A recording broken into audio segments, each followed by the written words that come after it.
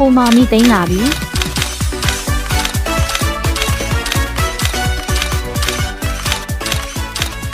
မိသိန်းရဲ့ရင်ခုန်တန်လေးကိုပြောပြပါဦး ဒီနှစ်အကယ်ဒမီကမိသိန်းအတွက်တေချာနေတော့ရင်နာမခုံတော့ပါဘူးကွယ်တန်းခယူဆိုးမှတ်အိုင်လောဖြူပဲထီးမှတ်ပါကွယ် ဟိုမှာမင်းသမီးလီလီလာပြီဟဲ့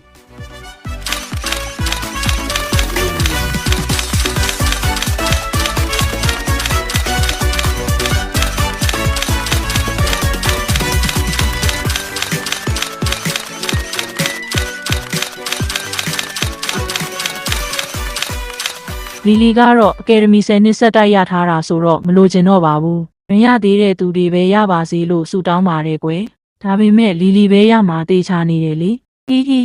မိသိန်းအတွက်တော့ဒီနေ့ကမိသိန်းရဲ့နေပဲ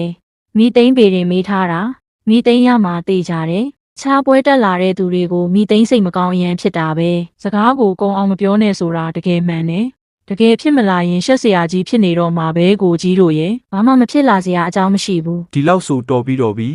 မင်းသမီးတို့လည်းနောက်ကြတော့မယ်ကျေးဇူးပါအားလုံးပဲမင်္ဂလာပါအခုညရဲ့အကြီးဆုံးဆုဖြစ်တဲ့အကောင်းဆုံးတရုပ်ဆောင်ဆုကိုကြီးညာပေးမှာပဲဖြစ်ပါတယ်အကောင်းဆုံးတရုပ်ဆောင်ဆုကိုရရှိသွားသူကတော့လင်းစေးရင်ဇက်ကားမှ19ခွဲတရုပ်ဆောင်ခဲ့သောမိသိန်းပဲဖြစ်ပါတယ်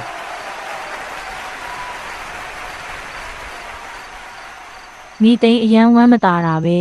ကြိုတိနေတော့ရင်တော့မခုံကျင်တော့ဘူးကွယ်ဒါပေမဲ့အာနာနာနဲ့ပဲအားလုံးကိုကျေးဇူးတင်ပါတယ်ရှစ် အားလုံးကို surprise ကြီးညာစရာလေးရှိလို့ပါမိသိန်းရဲ့တရုပ်ဆောင်ချက်တွေကအရန်ကိုထိမိပြီးဂန္ဓဝင်တရုပ်ဆောင်ချက်တွေဖြစ်တဲ့အတွက်ကြောင့်တရုပ်ဆောင်စည်းရုံးကမိသိန်းကိုနှစ်တရာစာအကယ်ဒမီအဆုတရားကိုချီးမြှင့်လိုက်ပါတယ် သိန်းမထင်ထားဘူးကွယ်သိန်းဘဝရဲ့အကြီးဆုံး surprise ကြီးပဲအားလုံးကိုကျေးဇူးတင်ပါတယ်မိသိန်းကအရန်တော်တော့ဒီဆုတေရတာမထူးဆန်းပါဘူးကွယ်ဘသူမိသိန်းနာမည်ကိုခေါ်နေတာလဲဘသူခေါ်နေတာလဲမိသိန်းအောင်မလေးတော့ဟဲ့ကောင်မမိသိန်းမင်းကဒီမှာตายရနေတာကိုနင်တော်တော်လက်ကြောမတင်းတဲ့ကောင်မပဲခုချက်ချင်းချန်ထဲမှာအလုတ်သွားလှုပ်ဆန်းဒီမာလီလီငါကအရင်တုန်းကနဲ့အိမ်ဖော်ဖြစ်ချင်ဖြစ်ခဲ့မယ်ဒါပေမဲ့အခုငါကအကယ်ဒမီအဆုတရားရထားတဲ့မင်းသမီးဖြစ်နေပြီတိလားကောင်မရောအာ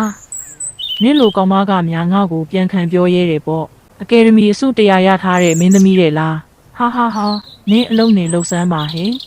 ငါအိမ်မက်နေတာပဲကောင်မနင်ကအိမ်မက်တောင်မက်နေသေးတာပေါ့ကြက်တရေကိုမရှိဘူးခုချက်ချင်းချန်ထဲမှာအလုတ်သွားလှုပ်ဆန်း